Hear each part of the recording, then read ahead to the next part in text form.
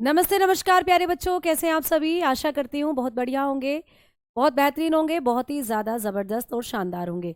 तो मैं भावना भाटी आप सभी प्यारे साथियों का स्वागत कर रही हूँ आपके अपने प्यारे से परिवार रोजगार वेद अंकित एप्लीकेशन पर। तो सभी बच्चे क्लास के साथ जुड़ जाओ, क्लास को फिर हम लोग शुरू कर रहे हैं। तो सभी बच्चों को नमस्कार, सभी बच्चों को राधे राधे, सभी प्यारे साथियों को हमारा प्रणाम और सभी प्यारे बच्चों को जय हिंद जय भारत। तो आवाज सभी तक पहुंच रही होगी, बिल्कुल भाई, बहुत बढ़िया तरीके से पहुंच रही होगी आवाज, और बहुत बढ़िया तरीके से आप लोग सभी हमारे साथ जुड़ चुके हो क्लास के साथ। तो चलिए भाई, अपनी क्लास को अब शुरू कर लिया जाए।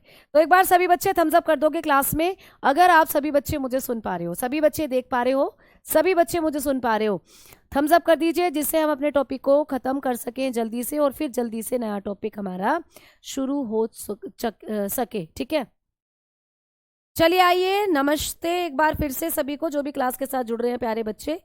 और तो आज हमारा जो टॉपिक है सेल वाला, वो खत्म होने वाला है। इस टॉपिक में अब हमारी कुछ चीजें बची हुई हैं, जैसे मुझे आपको पढ़ाना है अंतःद्रव्य चालिका को, और मुझे आपको पढ़ाना है सिर्फ आज क्रोमोप्लास्ट और ल्यूकोप्लास्ट को। तो हम कल की क्लास में बात कर रहे थे प्लास्टिड के बारे में, प्लास्टिड, ठीक है, हम लोग बात कर रहे थे प्लास्टिड के बारे में, यानी कि लवक के बारे में हम बात कर रहे थे, लवक की। और लवक में मैंने आपको कहा था कि लवक 3 तरीके के होते हैं, जो आपने पढ़े थे। आपने पढ़ा था क्लोरोप्लास्ट, है ना, क्रोमोप्लास्ट आपको आज पढ़ना है, और ल्यूकोप्लास्ट पढ़ना है। तो कल के क्लास में हमने क्लोरोप्लास्ट को, हरित लवक को कंप्लीट कर लिया था। आज हम करेंगे दूसरे प्रकार के लवक। तो लवक के अंदर जो दूसरे प्रकार के लवक है वो कौन से हैं, वो है क्रोमोप्लास्ट। क्रोमोप्लास्ट, तो आइए बात करते हैं क्रोमोप्लास्ट की, जिनको हम लोग क्या बोलते हैं, वर्णी लवक, जिनको हम लोग वर्णी लवक के नाम से भी जानते हैं। ठीक है, या इनका एक और नाम है, इनको कलर पिगमेंट भी बोलते हैं भाई, कलर पिगमेंट। मैम क्यों इनको कलर पिगमेंट कहा जाता है, इनको कहा जाता है रंग वर्णक, इनको कह देते हैं हम लोग रंग वर्णक। क्यों कहते हैं इनको रंग वर्णक, क्योंकि ये प्यारे बच्चे हमें, या हमें, हमारे अंदर तो है ही नहीं, हम तो बात कर रहे हैं प्लांट की, ये तो पौधों में ही होते हैं। कल आपको बताया था कि प्लास्टिड जो है ये किस में होते हैं, प्लांट के अंदर, पादपों में होते हैं भाई, है ना। अब सेल डिवीजन अभी नहीं करेंगे, हम सेल डिवीजन बाद में करेंगे, ठीक है। तो आप लोगों को मैंने कहा कि यहाँ पर आप लोगों का जो सेल है, जो कोशिकांग वाला जो आपका चैप्टर है, इसमें आप लोगों को आज 2 कोशिकांग करने हैं, उसके बाद आपका ये कोशिकांग वाला जो चैप्टर है, यानी कोशिका वाला खत्म। सेल डिवीजन एक अलग टॉपिक है, उसको हम बाद में करेंगे, अभी उसको कंटिन्यू नहीं करेंगे, ठीक है। तो आओ बात करते हैं अब हम लोग कि मैम क्रोमोप्लास्ट जो होते हैं ये पादपों के अंदर कलर देते हैं, रंग देते हैं। कौन कौन से कलर देते हैं, सारे कलर देते हैं, सिर्फ हरे और सफेद रंग को छोड़ दो तो पादपों में ये सारे रंग देते हैं। तो इनका काम क्या हो जाता है, तो इनके बारे में लिखेंगे, ये हरे और सफेद रंग को छोड़कर, हरे व सफेद रंग को छोड़कर, हरे व सफेद रंग को छोड़कर, ठीक है, छोड़कर बाकी सारे रंग, ठीक है, छोड़कर सभी रंग प्रदान करते हैं। तो पादपों के अंदर ये क्या काम करते हैं, हरे और सफेद रंग को छोड़कर बाकी जितने भी रंग हैं उनको देने का काम करते हैं। अब चाहे आप गुलाबी रंग का फूल देखो, चाहे आप लाल रंग का फल कोई फूल देखो, चाहे संतरी, चाहे आप लोग नीला देखें, तो सारे कलर यही देते हैं। ये हरे व सफेद रंग को छोड़कर सभी रंग प्रदान करते हैं। आप लोग लिखकर चलते हैं, provide all colour, provide all colours, है ना, एक्सपेक्ट ग्रीन एंड वाइट। तो भैया ग्रीन और वाइट को छोड़ दें तो सारे कलर को ये प्रदान करते हैं पौधों के अंदर। कौन मैडम जी, भैया ये जो है क्रोमोप्लास्ट, ठीक है, जिसको आप लोग वर्णी लवक के नाम से भी जानते हो। अब अगला पॉइंट कि मैम ये कहाँ होते हैं, जैसे हमने बात करी थी कि पादपों की जो पत्तियां होती हैं, पत्तियां, है ना, पादपों की जो पत्तियां होती हैं भाई प्यारे बच्चे, क्रोमोप्लास्ट को किसने खोजा था बेटा, मोहल ने खोजा था। अगर आप इनकी खोज लिखना चाहते हो तो मैं यहाँ लिख देती हूँ, मोहल। इनकी खोज पूछी नहीं जाती वैसे, लेकिन मैंने लिख दिया है कि मोहल नाम के साइंटिस्ट ने इनकी खोज करी थी, मोहल ने इनको डिस्कवर करा था। फिर भी आपको पेपर में पूछ ले तो आपने बता दिया मोहल, मोहल नाम के साइंटिस्ट थे जिन्होंने इनको खोजा था, ठीक है। चलो आ जाओ, अब आगे बात करते हैं। अब हम बात कर रहे हैं कि मैडम जी जैसे कि हरित लवक कहाँ थे, पत्तियों में थे। कल आपने पढ़ा था ना भाई, क्लोरोप्लास्ट तो पत्तियों में थे, लेकिन ये कहाँ पाए जाते हैं, पौधों के अंदर। तो ये आपको सामान्यतः या ज्यादातर जो देखने को मिलते हैं ये फल में दिखते हैं, फूल में दिखते हैं। भाई एक बात बताओ, जब भी तुम किसी पौधे को देखते हो तो पत्तियां तो हरी होती हैं, है ना, सभी प्लांट्स की पत्तियां हरी ही हैं, लेकिन जो फूल होते हैं, जो फल होते हैं, वो हैं रंगीन, वो अलग अलग कलर के होते हैं। आम पीला है, सेब लाल है, संतरा नारंगी है, अंगूर हरे हैं, काले हैं, ठीक है। तो अलग अलग, पपीता पीला है, तो फल अलग अलग रंगों के हैं। और फूल, गुलाब का फूल कई रंगों में आता है, काला गुलाब, नीला गुलाब, गुलाबी गुलाब, संतरी गुलाब, गुलाब, ठीक है। आप लोग देखते हो गुड़हल के फूल कितने सुंदर कलर के होते हैं, आप देखते हो चमेली के फूल कितने सुंदर सुंदर कलर्स होते हैं उसके अंदर। तो मतलब कि जब भी आप फल और फूल को देखते हो वो ज़्यादा कलरफुल होते हैं, बस वहीं होते हैं क्लोरोप्लास्ट। तो लिखोगे ये फल तथा फूलों में पाए जाते हैं, फल तथा फूलों में पाए जाते हैं, ठीक है। तो ये कहाँ कहाँ मिलते हैं आप बताएंगे, फल तथा फूलों में पाए जाते हैं। फूलों में, कलियों में, गाँव की गलियों में, हम दोनों। बस आगे रहने दो और पढ़ो कि ये फूल में और कलियों में या फलों में पाए जाते हैं। तो बताएंगे फाउंड इन, ये कहाँ कहाँ मिलते हैं, फाउंड इन फ्रूट्स, ठीक है, एंड फ्लावर। तो ये फ्रूट्स एंड फ्लावर्स के अंदर आपको देखने को मिलते हैं। अब हम बात करेंगे कि मैम ये जो क्रोमोप्लास्ट होते हैं, क्या इनमें भी कोई वर्णक पाया जाता है, क्या इनके भी अंदर कोई ऐसा चीज, जैसे कि आपने पढ़ा था हरित लवक, हरित लवक के अंदर एक पिगमेंट था, मैंने कहा था हरित लवक के अंदर क्या था, एक पिगमेंट, उसका नाम था क्लोरोफिल। तो क्लोरोप्लास्ट में पाया गया था क्लोरोफिल। सेम वैसे ही मैम इनके अंदर भी कोई पिगमेंट होते हैं क्या, इनके अंदर भी कोई वर्णक होते हैं क्या, है ना। तो आप लोग कहते हो हाँ जी बिल्कुल होते हैं, ठीक है, हाँ जी बिल्कुल होते हैं इनके अंदर भी वर्णक। क्लियर, कहाँ कहाँ होते हैं। तो भाई आ जाओ, इनके अंदर भी अब हम बात करने वाले हैं कि कौन कौन से वर्णक पाए जाते हैं क्रोमोप्लास्ट के अंदर। तो आ जाओ अब बात करते हैं वर्णक, ठीक है। क्रोमोप्लास्ट, क्रोमोप्लास्ट पिगमेंट कौन कौन से होते हैं, क्रोमोप्लास्ट में कौन कौन से पिगमेंट होते हैं। तो आप लोग बताएंगे वर्णी लवक के अंदर कौन कौन से वर्णक है, वर्णी लवक में कौन कौन से पिगमेंट होते हैं, कौन कौन से वर्णक होते हैं। तो भाई आप लोग बताकर चलेंगे कि यहाँ पर भी आपको कई वर्णक देखने को मिलते हैं। जैसे हरित लवक था क्लोरोप्लास्ट, तो हरित लवक में तो पर्णहरित पाया जाता था, क्लोरोप्लास्ट में तो क्लोरोफिल था, कल आपने पढ़ा था। क्लोरोप्लास्ट के अंदर कौन बैठा था, क्लोरोफिल, जो प्रकाश संश्लेषण कर रहा था। वैसे ही इनके अंदर कौन कौन होते हैं, तो इनके अंदर आपको मिलते हैं ज़ैंथोफिल। क्या मिलते हैं बच्चा, ज़ैंथोफिल।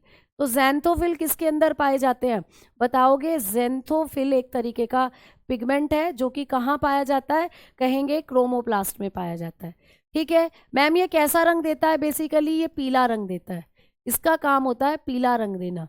ये येलो कलर का होता है, ये येलो कलर प्रोवाइड करता है प्लांट्स को। जैसे पपीता पीला है तो किसके कारण, ज़ैंथोफिल के कारण, ठीक है। अब आओ आगे बात करते हैं, दूसरा पिगमेंट कौन सा होता है, कैरेटिनॉइड, कैरेटिनॉइड दूसरा पिगमेंट होता है कैरेटिनॉइड, ठीक है। तो दूसरा पिगमेंट है कैरेटिनॉइड। तो प्यारे साथी कैरेटिनॉइड जो होते हैं ये भी एक तरीके के पिगमेंट हैं जो नारंगी कलर देने का काम करते हैं। इनका काम होता है नारंगी रंग प्रदान करना, तो ये नारंगी रंग प्रदान करते हैं। अब नारंगी रंग प्रदान करते हैं तो आपके ये कहाँ कहाँ होते हैं, तो याद रखना ये ऑरेंज कलर देने का काम करते हैं, ठीक है, ऑरेंज कलर प्रोवाइड करते हैं। अब ये बेसिकली कैरेटिनॉइड्स जो होते हैं ये गाजर में भी होते हैं। आपको पूछता है कि गाजर का कलर किसके कारण होता है, तो गाजर जो आप खाते हो, जो बिलायती गाजर आती है, आई है ना, ऑरेंज ऑरेंज कलर्स की कलर जो होती है, गर्मियों में आएंगी, अप्रैल में आनी शुरू हो जाती है। ऑरेंज कलर की जो गाजर आती है, बिलायती गाजर जिनको आप कहते हो, तो ये ऑरेंज कलर की होती है कैरेटिनॉइड्स के कारण, ठीक है। चलो अब मैम तीसरा पिगमेंट इनके अंदर होता है एंथेसाइनिन, एंथेसाइनिन तीसरा पिगमेंट होता है एंथेसाइनिन, ठीक है। तो ये जो एंथेसाइनिन पिगमेंट होता है ये कौन सा कलर देता है, तो ये देता है लाल रंग। एंथेसाइनिन कैसा रंग देता है भाई, लाल रंग देता है, इसका काम होता है लाल रंग प्रदान करना। तो ये सब पिगमेंट हैं प्यारे बच्चे। जैसे आपने हरित लवक पढ़े थे, उसके अंदर एक ही पिगमेंट था हरित लवक, जो कि पौधों को हरा कलर दे रहा था और सनलाइट को ट्रैप कर रहा था। अब यहाँ पर कैरोटीनॉइड्स में इसके अंदर क्रोमोप्लास्ट के अंदर बहुत सारे पिगमेंट हैं। जैसे ज़ैंथोफिल है, पीला रंग देता है। भाई यही तो सारे कलर देते हैं पौधों को, तो इनमें तो बहुत सारे पिगमेंट होंगे, अलग अलग रंग देने वाले पिगमेंट होंगे। तो ज़ैंथोफिल पीला कलर देता है बेसिकली, है ना। कैरोटीनॉइड नारंगी रंग प्रदान करते हैं, गाजर में होते हैं। कई बार पूछा गया प्रश्न है कि गाजर का जो रंग होता है वो किसके कारण होता है? कैरोटीनॉइड के कारण। आप बताओगे एंथासाइनिन। एंथासाइनिन जो होते हैं प्यारे बच्चे, ये क्या होते हैं? सूर्यांश जी, आपकी बात बिल्कुल सुन रही हूँ मैं, ठीक है, आपकी बात बिल्कुल सुन रही हूँ। मैम ये तो डाइजेस्टिव सिस्टम की क्लास है ना बेटा, डाइजेस्टिव सिस्टम की क्लास है। मैंने आपको कल ही कहा था कि जो आपका सेल का थोड़ा बहुत पार्ट बच रहा है उसको करके फिर हम डाइजेस्टिव सिस्टम की तरफ चलेंगे। तो अभी मैं आपको लगभग 10-15 मिनट यही पढ़ाने वाली हूँ, इसके बाद हम चल रहे हैं अपने डाइजेस्टिव सिस्टम की तरफ, ठीक है। क्योंकि ये टॉपिक तो कंप्लीट कर लो, फिर छूट जाएगा। इसको कंप्लीट करके हम चल रहे हैं अपने डाइजेस्टिव सिस्टम की तरफ। तो आओ, तो ये क्या करते हैं? लाल रंग देते हैं। तो कई बार आपको रेड कलर देने वाले पिगमेंट कौन से हैं? तो आप बताओगे एंथासाइनिन। और ये किस में पाए जाते हैं? ये सेब में पाए जाते हैं, सेब के अंदर, ठीक है, सेब में होते हैं, एप्पल में। अच्छा, एक क्वेश्चन और बन जाता है कई बार कि टमाटर का जो लाल रंग होता है वो किसके कारण होता है? तो नोट डालकर आप लोग एक चीज लिख लेंगे कि टमाटर जो होता है, लाल लाल टमाटर, आहा टमाटर बड़े मजेदार। तो भैया जो टमाटर बड़े मजेदार लगते हैं तुम्हें, टमाटर का जो लाल रंग होता है, red colour of tomato, red colour of tomato जो होता है, रेड कलर ऑफ टोमेटो, जब आप टोमेटो खाते हैं विटामिन सी से भरपूर, तो लाल रंग, ठीक है, टमाटर का लाल रंग, जो टमाटर होते हैं इनका जो लाल रंग होता है, ये किसके कारण होता है? तो टमाटर जब कच्चा रहता है तो हरा है, दैट्स मीन उसके अंदर क्या है? हरित लवक है। लेकिन जब वो पक जाता है तो ये कन्वर्ट हो जाते हैं किसमें? लाइकोपीन में। किसमें? लाइकोपीन। तो लाइकोपीन जो होता है, लाइकोपीन, तो ये लाइकोपीन जो होता है टमाटर के लाल रंग के कारण, मतलब लाल रंग जो होता है टमाटर का, इसकी वजह से होता है। ठीक है, क्लियर? समझ में आ गई बात? क्लियर? चलो अब हम आगे की तरफ बढ़ते हैं। तो क्रोमोप्लास्ट आपने कर लिया कंप्लीट। अब हम लोग बढ़ेंगे तीसरे नंबर के लवक की तरफ, जिसका नाम है प्यारे बच्चे, आप जिसको कहते हो ल्यूकोप्लास्ट। तो आइए अब बात करते हैं ल्यूकोप्लास्ट की। तीसरे नंबर के जो हैं वो हैं ल्यूकोप्लास्ट। ल्यूकोप्लास्ट, ठीक है, ल्यूकोप्लास्ट। जो ल्यूकोप्लास्ट होते हैं ये बहुत बार आए हैं पेपर में और बहुत बार पूछे भी जाते हैं। जो ल्यूकोप्लास्ट हैं बच्चा, इनकी खोज किसने करी? तो इनको भी शिम्पर ने खोजा था। इनकी जो खोज है, इनकी जो डिस्कवरी है, ल्यूकोप्लास्ट को जो खोजा था वो उसी साइंटिस्ट ने खोजा था जिसने हरित लवक को खोजा था। क्लोरोप्लास्ट को जिसने खोजा था, तो क्लोरोप्लास्ट तो आपको पता है किसने खोजे थे? शिम्पर ने। तो शिम्पर ने इनको खोजा था, ठीक है। तो यहाँ पर भी आप लोग क्या नाम याद करके चलोगे? शिम्पर। तो शिम्पर नाम के साइंटिस्ट ने खोजा था इनको भी। क्लियर? शिम्पर। अब आगे बात करेंगे कि मैम ये ल्यूकोप्लास्ट जो है ये क्या काम करते हैं। तो देखो, हरा रंग तो दे दिया हरित लवक ने, बाकी सारे कलर दे दिए किसने प्यारे बच्चे? क्रोमोप्लास्ट ने, वर्णी लवक ने। लेकिन अब बचा सफेद रंग, क्योंकि मैंने कहा था हरे और सफेद को छोड़ दो तो बाकी सारे रंग ये देते हैं क्रोमोप्लास्ट। अब बच्चा आपका सफेद रंग, तो सफेद रंग देने का काम यही करते हैं। तो आप लोग बताएंगे ये पादपों को सफेद रंग देते हैं, ये पादपों को सफेद रंग प्रदान करते हैं। तो इनका काम है सफेद रंग देना, ठीक है, सफेद रंग प्रदान करते हैं। ये क्या करते हैं? पादपों को सफेद रंग प्रदान करते हैं। आप बताएंगे प्रोवाइड वाइट कलर। क्या करते हैं? Provide white colour. तो ये वाइट कलर देने का काम करते हैं, सफेद रंग पादपों को देते हैं। जैसे तुम सफेद रंग के बहुत से फूल देखते हो, सफेद रंग के बहुत से सब्जियां देखते हो, मूली, ठीक है। तो आ जाओ, अब बात करते हैं कि ये कहाँ पाए जाते हैं। भाई जैसे हरित लवक पत्तियों में थे, जैसे वर्णी लवक क्रोमोप्लास्ट कहाँ थे? फल और फूलों में थे। सेम वैसे ही ये कहाँ होते हैं? तो ये जड़ और बीज में होते हैं बेटा। तो लिखेंगे ये कहाँ होते हैं? ये पादपों की जो जड़ें होती हैं, ठीक है, जड़ों में व बीज में पाए जाते हैं, बीज, ठीक है। तो ये कहाँ कहाँ होते हैं, ये जड़ और बीजों में पाए जाते हैं। तो आपको कभी भी पूछे कि पादपों के अंदर जो वर्णी लवक हैं ये कहाँ, ये ल्यूकोप्लास्ट कहाँ होते हैं, तो आप कहेंगे ये जड़ों में होते हैं और बीज में होते हैं। तो बताकर चलते हैं, प्रेजेंट इन, आप लोग बताएंगे प्रेजेंट इन रूट, है ना, रूट जो होती हैं, रूट्स एंड सीड। तो ये कहाँ कहाँ होते हैं, बीजों में होते हैं और जड़ों में होते हैं। क्लियर, क्लियर भाई सभी का कॉन्सेप्ट? हाँ जी, जड़ में और बीज में होते हैं। भाई जड़ों का कोई कलर नहीं होता है ना, जड़ों का तो कोई कलर ही नहीं होता बेसिकली। तो ये कहाँ होते हैं, जड़ों में होते हैं और बीज में होते हैं। जब किसी भी बीज को आप तोड़ते हो तो अंदर से वाइट सा निकलता है वो, तो ये होते हैं इसी के कारण, ल्यूकोप्लास्ट के कारण वाइट कलर का जो बीज होता है। अब हम बात करते हैं कि मैम ये और क्या काम करते हैं। तो बेटा ये पादपों के अंदर ऐसे लवक हैं जो भोजन का संचय करते हैं। तो ये पूछा गया प्रश्न है, तो लिखोगे ये पादपों में क्या क्या करते हैं, ये पादपों में स्टार्च, आपको पता है ना पादपों के अंदर जो संचित भोजन है वो स्टार्च होता है, स्टार्च के रूप में रहता है भोजन जो होता है। तो मतलब स्टार्च को भी जमा करते हैं, तेल के कण, तेल को जमा करते हैं और प्रोटीन को जमा करते हैं। ठीक है, प्रोटीन का संचय करते हैं। तो ये क्या करते हैं प्यारे बच्चे, पादपों के अंदर ये आपको पूछा जाता है प्रश्न कि कौन से ऐसे लवक हैं जो स्टार्च, तेल, प्रोटीन इनका संचय करते हैं पादपों में। तो आप कहोगे ये होते हैं ल्यूकोप्लास्ट। यानी ल्यूकोप्लास्ट जो है भोजन का संचय करते हैं। और भोजन क्या है, स्टार्च ही तो है भोजन, पादपों का भोजन स्टार्च ही है, इसी को वो स्टोर करते हैं अपने अंदर। तो आपने पढ़ा कि ये पादपों में स्टार्च हो गया, तेल हो गया, प्रोटीन का संचय करते हैं। तो लिखेंगे दे स्टोर्ड स्टार्च, है ना, oil and protein in plant. तो ये प्लांट के अंदर ये सारी चीज़ें जो है इनका स्टोरेज करते हैं, जो ल्यूकोप्लास्ट होते हैं। ठीक है, जो ल्यूकोप्लास्ट होते हैं। अब अगर हम लोग बात करें मैडम जी कि आपने जब हमें क्रोमोप्लास्ट पढ़ाए तो वो कैसे दिखते थे, भाई ये थे क्रोमोप्लास्ट, देखो ये है क्रोमोप्लास्ट, दिख रहा है लिखा हुआ है नाम ऊपर, ये है क्रोमोप्लास्ट यानी कि वर्णी लवक, ये है वर्णी लवक। ठीक है, ये क्रोमोप्लास्ट की फोटो है। और मैम ल्यूकोप्लास्ट, तो ल्यूकोप्लास्ट जो होते हैं इनके बारे में अभी बात करेंगे, इनको अभी दिखाऊंगी, पहले ल्यूकोप्लास्ट के बारे में सोचो और कुछ पॉइंट आते हैं पेपर में। ठीक है, डॉक्टर बन जाओगे तुम, डॉक्टर वॉक्टर कोई नहीं बन रहा, डॉक्टर बनना है तो आप लोगों को प्यारे बच्चे क्या करना पड़ेगा, MBBS ही करनी पड़ेगी तभी डॉक्टर बनोगे, ऐसे कुछ नहीं बनने वाले, ऐसे तो तुम झोला चाप भी नहीं बनने वाले। ठीक है, चलो आओ आगे बात करते हैं हम।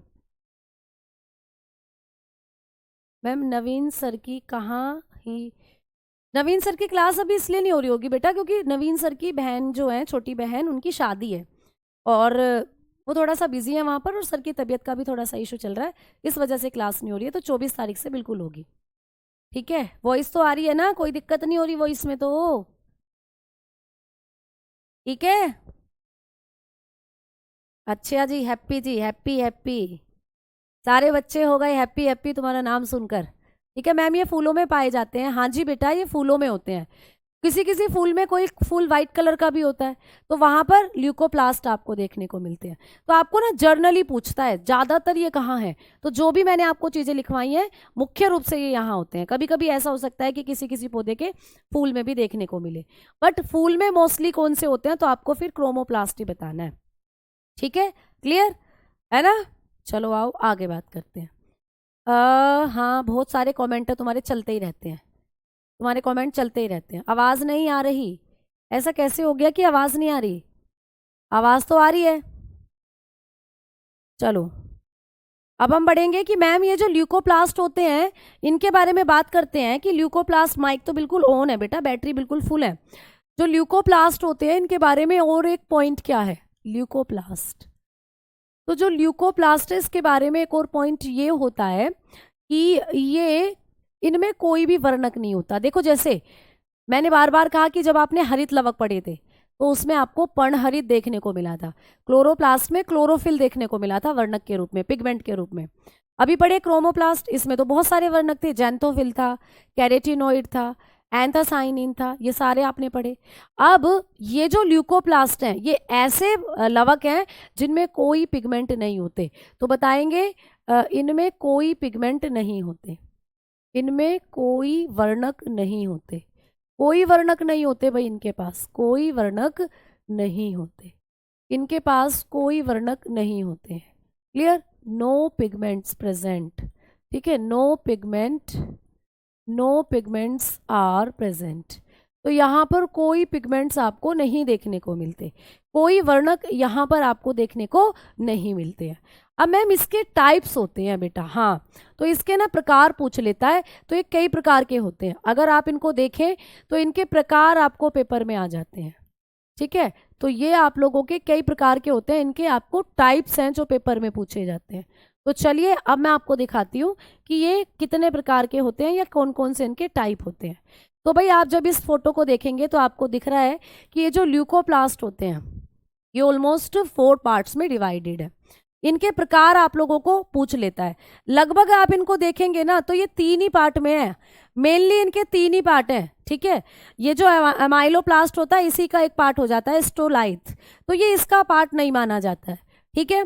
तो आप लोगों को कभी भी पेपर में क्वेश्चन आता है कि जो ल्यूकोप्लास्ट है ये बेसिकली कितने पार्ट्स में बटे हुए हैं, तो याद रखोगे 3 पार्ट्स में बटे हुए होते हैं, 3 प्रकार होते हैं इनके। चलो कौन कौन से हैं ये भी पूछ लेता है।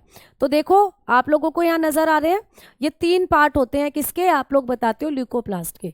बेटा एमाइलोप्लास्ट आपको दिख रहा है, एमाइलोप्लास्ट पहले नंबर पर आपको दिख रहा है एमाइलोप्लास्ट।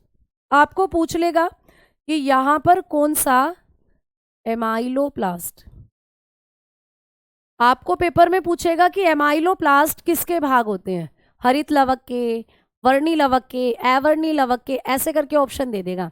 तो याद रखना कि एमाइलोप्लास्ट जो है वो ल्यूकोप्लास्ट का ही एक टाइप होता है, ठीक है।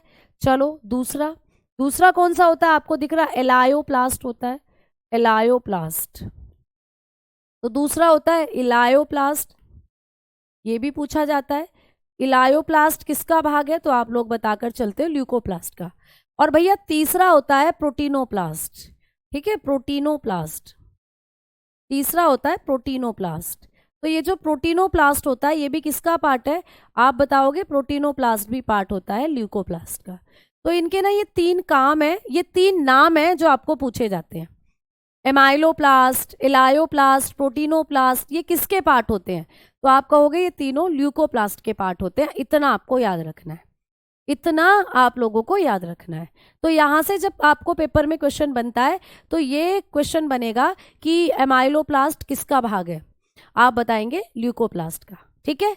या निम्नलिखित में से कौन ल्यूकोप्लास्ट के पार्ट है, तो आपको याद रखना है 3 है, एमाइलोप्लास्ट, एलायोप्लास्ट और प्रोटीनोप्लास्ट, ये आपको याद करना है, ठीक है। क्लियर?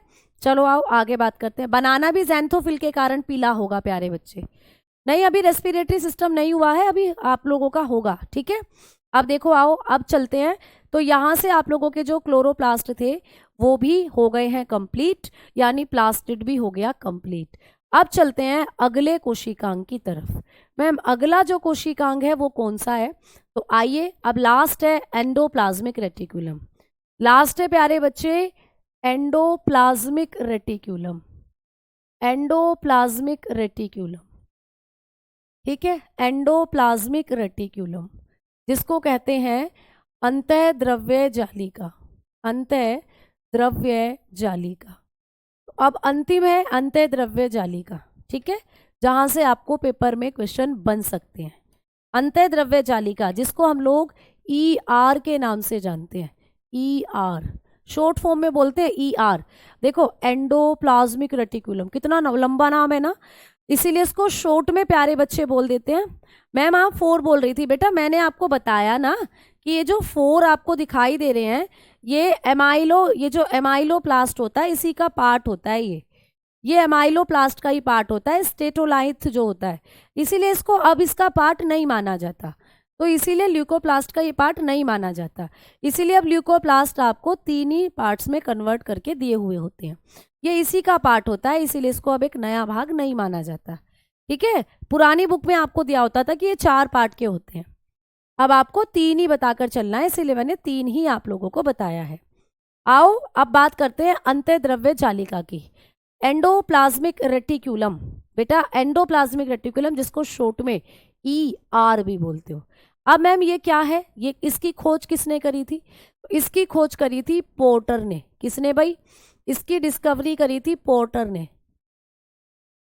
इसको जो डिस्कवर करा था वो करा था पोर्टर ने। पोर्टर, पोर्टर नाम के साइंटिस्ट ने इसको डिस्कवर किया था भाई, पोर्टर। ठीक है, पोर्ट माने घड़ा और घड़े से याद कर लेना पोर्टर। क्लियर? अब ये जो अंतःद्रव्य जालिका है मैम, ये किस नाम से जानी जाती है? तो इसको कहते हैं कोशिका का अंतःकंकाल।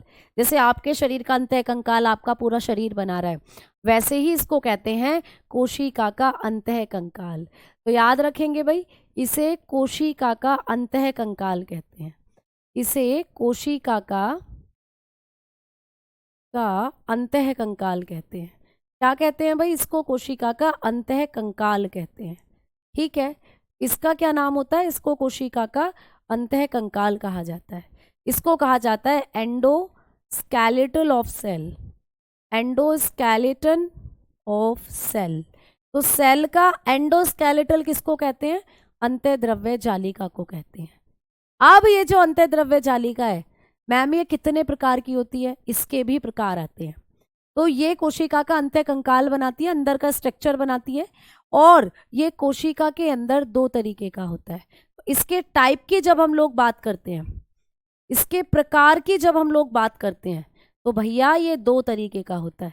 इसके टाइप्स की जब हम लोग बात करते हैं तो ये 2 तरीके का है। मैम कौन कौन सा होता है आप बताकर चलते हो? एक होता है खुरदरी अंतःद्रव्य जालिका, जिसको कहते हैं रफ ER। रफ ER यानी खुरदरी अंतःद्रव्य जालिका। खुरदरी अंतःद्रव्य जालिका, ठीक है, यानी कि ऐसी जालिका जो देखने में आपको खुरदरी खुरदरी लगती है। जैसे तुमने देखी है सड़कें हमारे भारत की सड़कें कहीं कहीं तो इतनी स्मूथ एकदम चिकनी बनी हुई हैं, और कहीं कहीं भैया ऐसी हैं उन पर ठोकरें लगती रहती है, टबक टबक टबक चलते हैं, है ना, झूलते हुए चलते हैं, धचकियाँ लगती हैं। तो वो खुरदरी सड़क हो गई जिस पर धचकियाँ लग रही हैं, पत्थर पड़े हुए हैं। और जो चिकनी है एकदम चिकनी स्मूथ सड़क जिसपे आप बहुत तेज चले जाते हो गाड़ी में, है ना। तो एक होते हैं रफ ER और एक होते हैं प्यारे बच्चे चिकनी अंतःद्रव्य जालिका, जिसको कहते हो स्मूथ ER। दूसरी होती है स्मूथ ER। स्मूथ ER को कहा जाता है चिकनी अंतःद्रव्य जालिका। क्या कहते हैं? चिकनी अंतःद्रव्य जालिका। तो अंतःद्रव्य जालिका 2 तरीके की होती है, एक खुरदरी और एक चिकनी, यानी कि one is rough and second is smooth. Clear? तो अब इनके बारे में पढ़ते हैं कि मैम रफ रफ क्यों दिखती है, खुरदरी खुरदरी क्यों दिखती है, और चिकनी चिकनी क्यों दिखती है। तो भैया चिकनी ने फेशियल वेशियल करवा लिया है, जब तुम फेशियल करवाते हो एकदम स्किन चिकनी हो जाती है, और जब तुम नहाते नहीं हो तो डेड स्किन जमती रहती है तो खुरदरी हो जाती है। ऐसा हो जाता है क्या? तो कुछ ऐसा ही समझ लेते हैं। ये जो खुरदरी है ना, इसको निकल रहे हैं पिंपल, ऐसा समझो। जब हमें कभी पिंपल निकलते हैं तो हमारी जो स्किन है वो खुरदरी खुरदरी सी लगने लग जाती है। पिंपल हमें फील होते हैं ना, ऐसे ऐसे हम जब ऐसे ऐसे घुमाते हैं तो पिंपल्स हमें फील होते हैं, खुरदरी खुरदरी लगने लग जाती है। तो पिंपल मतलब इसको पिंपल निकले हुए हैं खुरदरी अंतःद्रव्य जालिका को। मैम इसे कैसे पिंपल निकल गए? भैया इसको पिंपल निकल गए राइबोसोम की वजह से। राइबोसोम है पिंपल, राइबोसोम आकर चिपक गए इसके पास। तो राइबोसोम ऐसे चिपक गए जैसे कोई मोती चिपक जाता है प्यारे बच्चे। तो राइबोसोम के चिपकने की वजह से क्या हो गया है? खुरदरा हो गया है। जैसे आ जाओ समझाती हूँ। मान लो ये तुम्हारा केंद्रक है बेटा, ये कोशिका का क्या है? केंद्रक। और ये केंद्रक की भित्ति है, केंद्रक भित्ति, न्यूक्लियस मेम्ब्रेन है ये। This is nucleus and this is nucleus membrane. ठीक है, अब न्यूक्लियस के आसपास आप जब देखते हो तो इस तरीके से लाइक दिस, ऐसे, ये है ER, ये है अंतःद्रव्य जालिका जो केंद्रक के एकदम पास होती है। अब इस पर छोटे छोटे नन्हे नन्हे राइबोसोम आकर चिपक जाते हैं, ऐसे ऐसे ऐसे ऐसे, ये चिपक गए राइबोसोम आकर। ये रे, ये जो मैंने आपको डॉट डॉट बना रखे हैं वाइट वाइट, ये है राइबोसोम। ये राइबोसोम चिपक गए भाई आकर। ठीक है मैम, वर्णक का क्या मतलब? वर्णक बोले पिगमेंट। पिगमेंट मतलब कलर देने वाले एलिमेंट। जैसे आप होली के दिन पिगमेंट बनने वाले हो सारे। होली के दिन तुम क्या करोगे, एक दूसरे पर रंग डालोगे, है ना। रंग बरसे भीगे चुनर वाली रंग बरसे, तो भैया बरसेगा रंग भी, और होली भी आएगी अगले महीने। तो जब आप होली खेलते हो तो आप एक दूसरे पे कलर फेंकते हो, एक दूसरे को कलर में कर देते हो, रंगीन कर देते हो, है ना, रंगीन। तो प्यारे बच्चे वैसे ही पादपों के अंदर जो एक एलिमेंट होते हैं जिनको आप वर्णक कहते हो, जो पादपों में कलर देने का काम करते हैं, रंग देने का काम करते हैं। ठीक है, क्लियर। अब एक बच्चा कह रही है करिश्मा यादव जी कि मैम पिंपल क्यों होते हैं। बेटा पिंपल होते हैं जब हमारी जब हमारी जो हमारा स्किन होता है वो सीबन, जो हमारा स्किन है वो एक केमिकल निकालता है प्यारे बच्चे, ठीक है, और उस केमिकल को खाते हैं बैक्टीरिया। तो जब वो केमिकल ज़्यादा मात्रा में निकलता है तो उस केमिकल को खाने के लिए बैक्टीरिया भी ज़्यादा होते हैं, तो बैक्टीरिया जिस एरिया को खाते हैं वो रेड हो जाता है, वहीं पर पिंपल बन जाता है, ये होता है। ठीक है, क्लियर, क्लियर भाई। हाँ हाँ, होली आने दो, छुट्टियां तो तभी भी पड़ेगी। चलो अब आओ इधर बात करते हैं।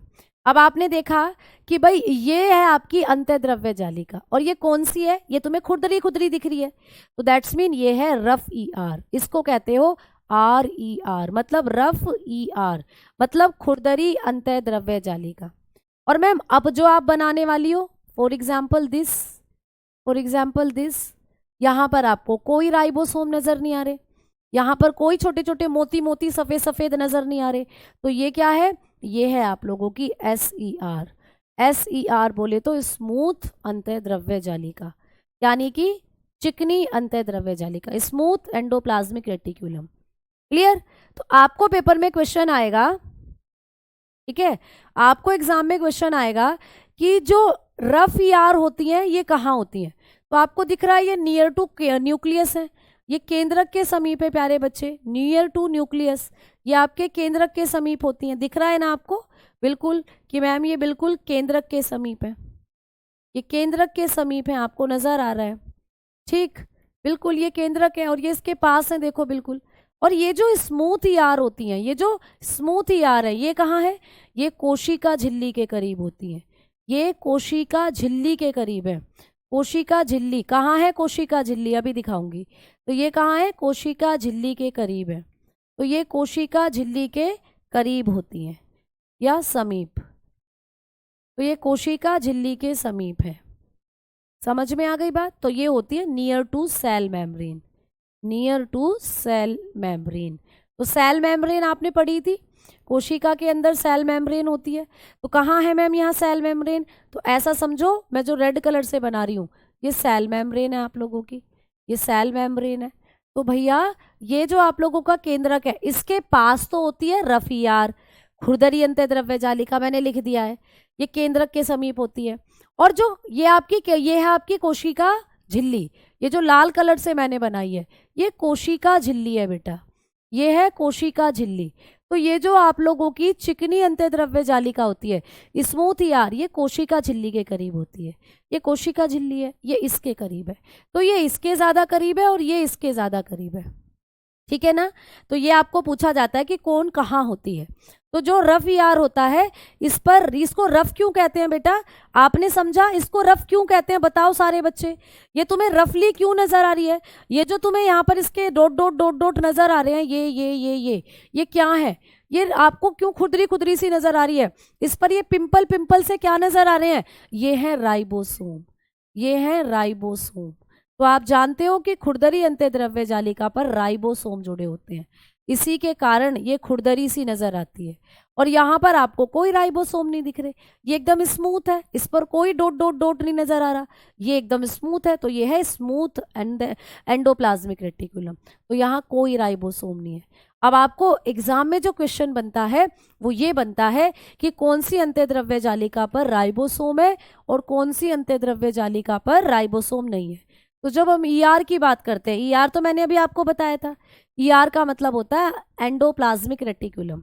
ये दो तरीके का होता है, अभी अभी आपने पढ़ा, एक होता है आर ई आर यानी कि रफ ई आर इसको बोलते हो, ठीक है। तो ये कहाँ था, ये था केंद्रक के समीप, इस पर राइबोसोम पाए जाते हैं, राइबोसोम्स आर प्रेजेंट, यहाँ क्या होते हैं, राइबोसोम पाए जाते हैं।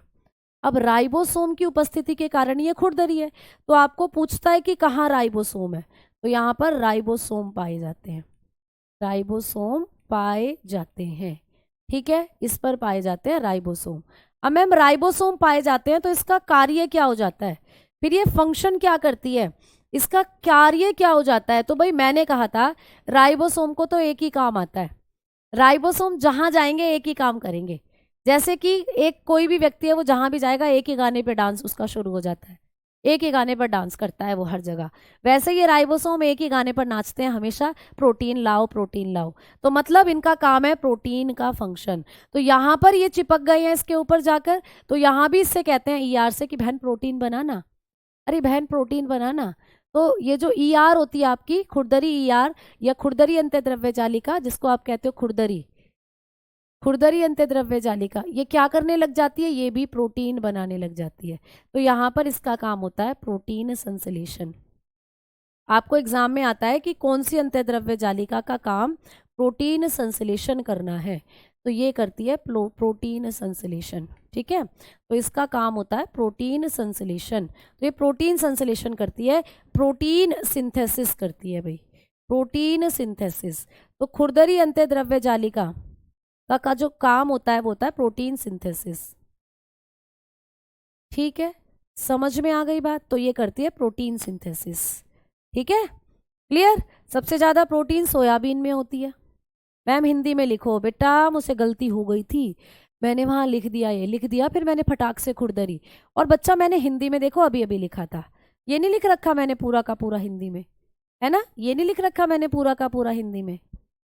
तो यही तो है प्यारे बच्चे, इसी को तो आप लोग RER कहते हो और इसको आप कहते हो SER। तो देखो मैंने हिंदी में भी लिखा हुआ है, मैंने इंग्लिश में भी लिखा हुआ है। ठीक है, क्लियर, समझ में आ गई बात। ठीक, चलो बहुत बढ़िया, आ जाओ आगे। अब हम लोग बात करते हैं, अब हम लोग पढ़ते हैं। फूफा जी से छोड़ो, तुम मामा जी से मौसा जी से सबसे शिकायत कर देना, कोई दिक्कत नहीं है। अब चल रहे हैं आगे की तरफ। अब हम बात कर रहे हैं कि मैम दूसरा ER कौन सा होता है, तो दूसरी होती है SER। बोले तो स्मूथ ER, जिसको आप कहते हो स्मूथ ER, यानी कि चिकनी अंतःद्रव्य जालिका, चिकनी अंतःद्रव्य जालिका। ठीक है, तो ये जो चिकनी अंतःद्रव्य जालिका है मैम, ये क्या काम करती है।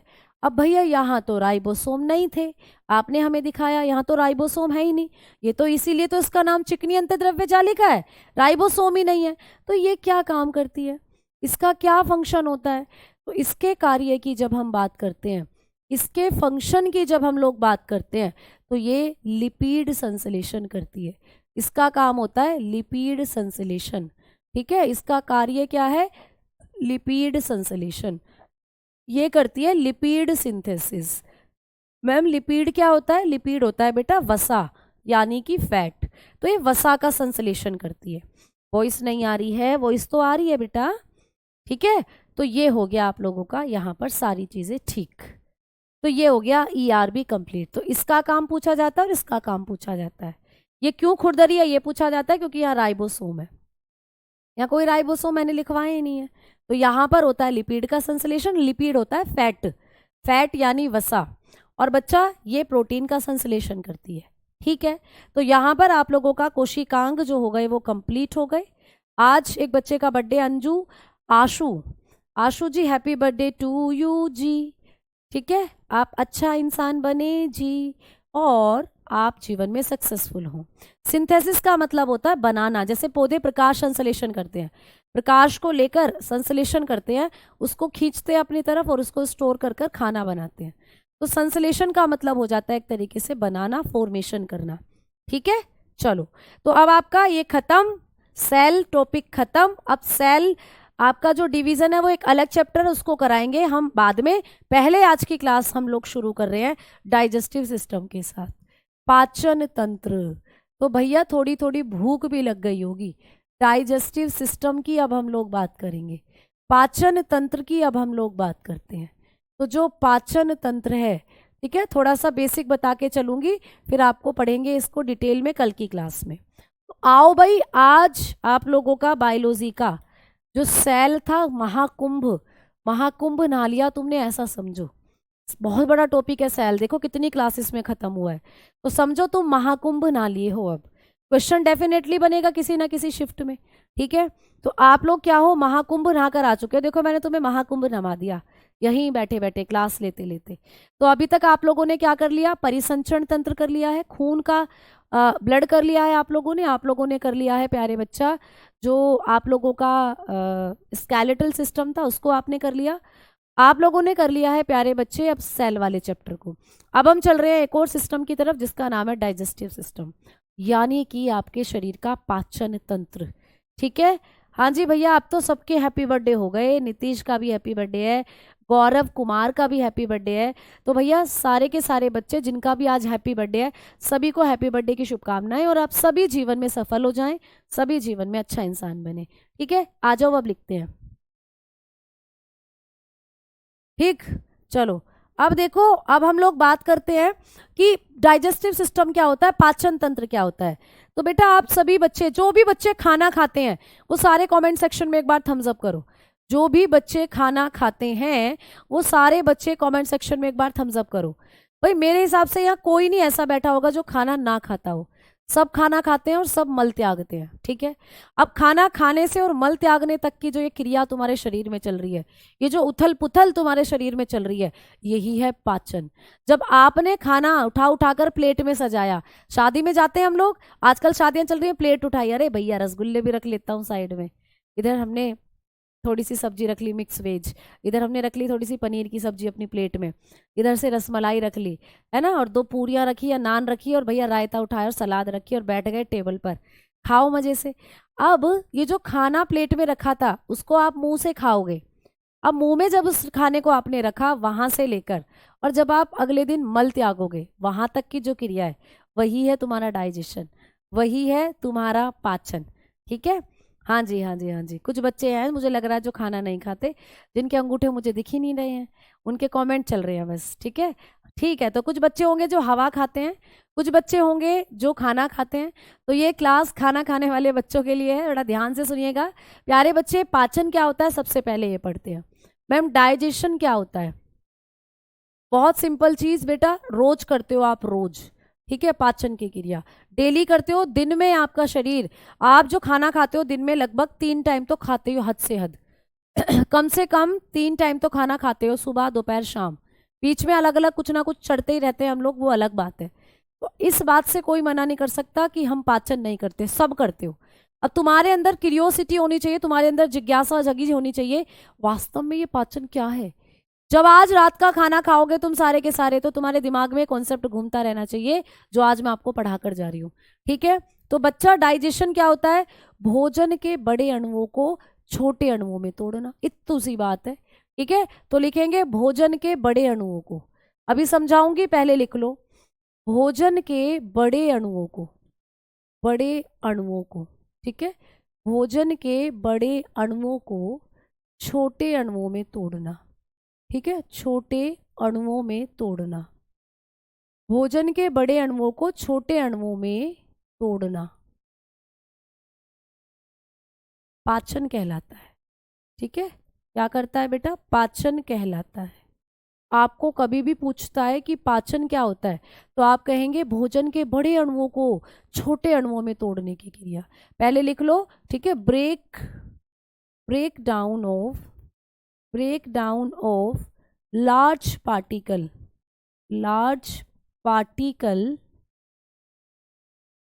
of food into smaller। तो भोजन के जो बड़े अणु हैं उनको छोटे छोटे अणुओं में तोड़ने की क्रिया क्या कहलाती है, पाचन कहलाती है। मैम कैसे, जैसे जब आपने खाई रोटी, अब रोटी का एक बाइट लिया, ऐसे तोड़ी रोटी को आपने, उसको अपने मुंह में रखा, फिर उसको आपने चबाया, नाम नाम नाम नाम ऐसे ऐसे करके चबाया। तो तुम क्या कर रहे हो फिर उसके साथ, तुम उस रोटी के बड़े पीस को छोटे पीसों में तो कुतर रहे हो अपने दांतों से, है ना, ऐसे करके ऐसे करके कुतर रहे हो, और आपके मुंह के अंदर है लार, आपके मुंह में है सलाइवा। तो एक तो आपने दांतों से उसको कचूमर बना दिया रोटी का, दूसरा आपकी लार मिल गई उस खाने के अंदर। तो लार ने क्या करा, उस खाने के अंदर जो भी पोषक पदार्थ थे जैसे कार्बोहाइड्रेट था उसका कचूमर बनाना शुरू कर दिया। तो आपके मुख के अंदर हो रहा है खाने का केमिकल डाइजेशन।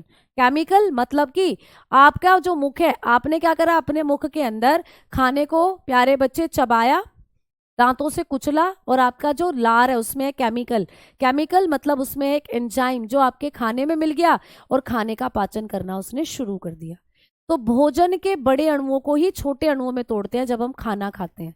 अब जब आपने अपने दांतों से चबाकर उस पीस को, लकड़ी आप खाने के जो पीस है उसको क्या कर दिया, छोटा कर दिया, उसको आपने निगल लिया, निगल कर वो आपके पेट में पहुंचा।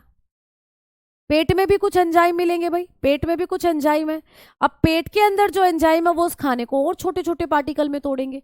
फिर खाना आंतों में पहुंचेगा, आंतों में भी एंजाइम है वो, और वहां पे छोटे छोटे पार्टिकल में टूटेंगे, और एट लास्ट इतना बारीक कर दिया जाएगा वो खाना कि आपके खून में मिल जाए, और खून उस खाने को बहाकर आपकी कोशिकाओं में ले जाएगा। कैसे, चलो समझते हैं एक छोटे से पार्ट से। देखो, मान लीजिए ये तुम्हारा मुंह है। अब कहोगे मैम ऐसा मुंह तो हमारा नहीं है। मैंने कहा मान लो, मुझे पता है तुम्हारा मुंह बहुत अच्छा है, बट मान लो ये तुम्हारा माउथ है बेटा, माउथ, ये तुम्हारा मुख है, मुख। अब मैंने तुम्हारे मुंह में दे दिया, क्या खाना चाहते हो बताओ, क्या खाना चाहते हो ये बताओ। ठीक है, मैम लड़कियां खाना कम खाती हैं, भाव ज़्यादा खाती हैं, और खिलाने वाले कौन है ये भाव, ये बता दो। ये लड़कियां जो है इनकी आदत किसने बिगाड़ रखी है, भाव कौन खिलाता है इन्हें। तो तुम क्यों भाव खिलाते हो, तुम खाना खिलाया करो ना, है ना, अपने आप सुधर जाएंगी। ठीक है, तो अब देखो इधर, ऐसे नहीं करते हैं, कोई बात नहीं, नहीं करते, तुम अच्छे बच्चे हो, मैं गंदी बच्ची हूँ, आम नाम नाम ऐसे नहीं करते तुम, मैं करती हूँ ऐसे। चलो सुनो, अब आप रोटी खाना चाहते हो, ठीक है, मैंने आपको रोटी खवाई, आपने रोटी का एक छोटा सा बाइट लिया, उसको दांतों से चबाया, चबाकर वो डिश क्या हूँ ऐसे ऐसे ऐसे ऐसे ऐसे आपके पेट में पहुंच गई, ऐसे करके। ठीक है, ये आपका पेट है। अब आपकी यहाँ पे है छोटी आंतें, ऐसे करके। ठीक है, ये छोटी आंत है, और यहाँ है आप लोगों की बड़ी आंत, ये है आप लोगों की बड़ी आंत, ये बड़ी आंत है। तो आपने क्या करा, जब आपने खाना खाया तो खाना आपके पेट में गिरा, यहाँ उसका पाचन हुआ, यहाँ से निकलकर फिर आंतों में गया, यहाँ उसका पाचन हुआ, और पाचन होकर यहाँ पर कंप्लीटली वो खाना डाइजेस्ट हो गया। मतलब आप आगे अभी पढ़ोगे कि छोटी आंत जो होती है इसमें हमारा जो खाना होता है वो पूर्ण रूप से डाइजेस्ट हो जाता है। स्मॉल इंटेस्टाइन में, आपकी जो स्मॉल इंटेस्टाइन है यहाँ पर कंप्लीटली डाइजेशन हो जाता है फूड का। ठीक है, अब कंप्लीटली डाइजेशन का मतलब है कि यहाँ खाना इतना बारीक हो गया है कि यहाँ से आपका खाना आपके ब्लड में मिल जाता है, क्योंकि यहाँ छोटी छोटी ब्लड वेसल्स होती हैं जो इस खाने को ब्लड में मिला देंगी। यहाँ पे छोटी छोटी ब्लड वेसल्स हैं, यहाँ से ये खाना जो है पचकर पूर्ण रूप से अच्छा ब्लड में मिल जाता है, और पूरी बॉडी के थ्रू जो आपका ब्लड बह रहा है पूरी बॉडी में, वो ब्लड ही पोषक पदार्थों को आपकी कोशिकाओं में ले जाता है। खाना क्यों चाहिए, खाना आपकी कोशिकाओं तक पहुंचाना है। खाने से आपकी कोशिकाओं को ग्लूकोज मिलता है। मान लो ये आपके शरीर में बहुत सारी कोशिकाएं हैं, ये, तो इन सब कोशिकाओं को खाना पहुंचाना है, खाना ब्लड पहुंचा कर आएगा इनको, और ये सब खाने से ग्लूकोज को निकाल लेंगी और उस ग्लूकोज को जलाकर फिर एनर्जी देती हैं। तो आपका खाना जो है आपके शरीर में जो आपकी कोशिका हैं उनको चाहिए, तुम्हें नहीं चाहिए। हम जैसा खाते हैं वैसा बन जाते हैं। अगर हम अच्छा खाना खाते हैं तो हमारी कोशिकाएं भी जवान रहती हैं, खुश रहती हैं, मुस्कुराती रहती हैं, हमारा चेहरा भी खिलखिलाता रहता है। लेकिन अगर हम ऊटपटांग खाएंगे तो हमारी कोशिकाएं बेचारी भूख से तड़प पड़ती हैं। उनको ऊटपटांग भेज रहे हो, तुम कचरा भेज रहे हो कोशिकाओं में, तो कोशिकाएं कचरे से कब तक जिंदा रहेंगी, बेचारी मरने लग जाती हैं। हम भी बूढ़े लगने लग जाते हैं, मरने लग जाते हैं, और एट लास्ट हमारी कोशिकाएं, लीवर, किडनी, इनकी कोशिकाएं डैमेज हो जाती हैं। तो इसीलिए अच्छा हेल्दी जो हम खाते हैं वो हमारी कोशिकाओं को भी अच्छा, खुशमिजाज और हेल्दी रखता है। तो प्यारे साथियों, आपने आज यहाँ पर देखा कि जब हम पाचन की क्रिया करते हैं तो पाचन की क्रिया में क्या होता है, भोजन के बड़े अणु जो होते हैं उनको छोटे अणुओं में तोड़ना ही पाचन कहलाता है। अब इस कॉन्सेप्ट को मैं कल की क्लास में आप लोगों को बताऊंगी। ठीक है, धुआं क्यों नहीं निकलता, क्योंकि बेटा ऐसा नहीं है कि इसमें आग लग रही है, इसका ऑक्सीडेशन होता है ग्लूकोज की उपस्थिति में। तो आग नहीं लगेगी, but by product carbon dioxide ही निकलता है, याद रखना।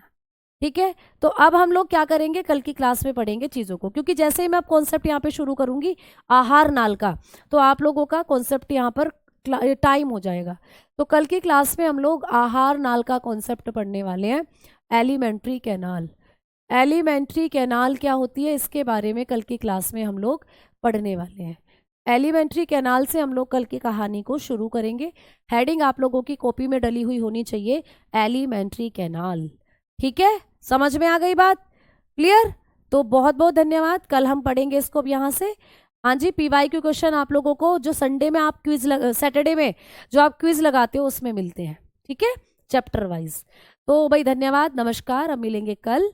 और एलिमेंट्री कैनाल के साथ कहानी शुरू होगी और फिर कहानी आगे चलेगी, दांतों से, जीभ से और आपकी सलाइवा से लेकर आपकी फूड पाइप से लेकर आप लोगों के पेट तक, आंतों तक की कहानी को हम पढ़ेंगे अगली क्लास में। ठीक है, तो धन्यवाद, नमस्कार। मैडम जी खा पिया, आप भी खाया पिया करो बेटा। हम खाते पीते हैं बट मेहनत इतनी हो जाती है पूरे दिन भर में, बस वो पता ही नहीं चलता कि कहाँ भाग गया, एनर्जी बेचारी ऐसे ही वेस्ट हो जाती है। तो अब मिलते हैं हम अगली क्लास में, तब तक के लिए धन्यवाद, जय हिंद, जय भारत।